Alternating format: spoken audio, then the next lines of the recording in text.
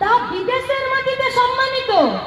আমাদের পুলিশের নাম করে, মানে মমতার পুলিশ নয়, আগের পুলিশ, যে পুলিশকে মমতা ব্যানার্জি বলতে থেকে ধরে চাপানো দরকার সেই পুলিশ নয়, কিন্তু যে পুলিশকে দেখে আমরা নিজেদের সুরক্ষা বলে মনে করতাম, আর যে পুলিশকে দেখে আমরা ভয় পেতাম যে হ্যাঁ ভুল করলে এরা কিন্তু এখনই ধরে নিয়ে যাবে, সেই পুলিশের কথা বলছি।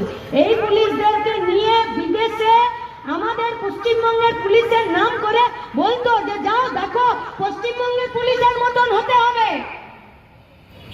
আর আজকে থানাটা ঢুকলে এরা সব টেবিলের তলায় ঢুকে যাচ্ছে, বাইরে বেরোচ্ছে।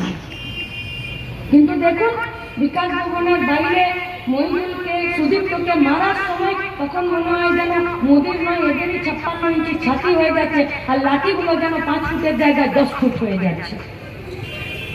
তার মানে এরা ন্যায় নীতির রক্ষক নয়, তার মানে এরা সংবিধানের রক্ষক নয়, তার মানে এরা আইন অনুযায়ী কাজ করছে না।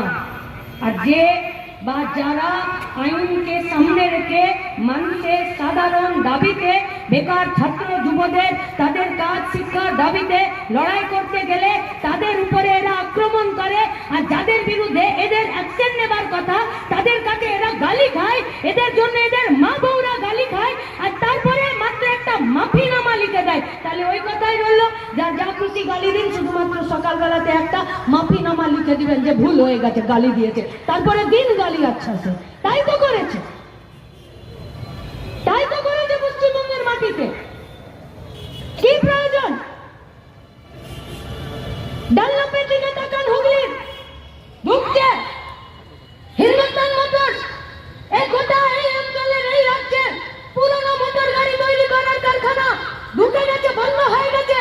কি অবস্থা আমাদের এই অঞ্চলের গোটা হুগলি জুড়ে চট মিলগুলো, জুট মিলগুলো কি অবস্থা?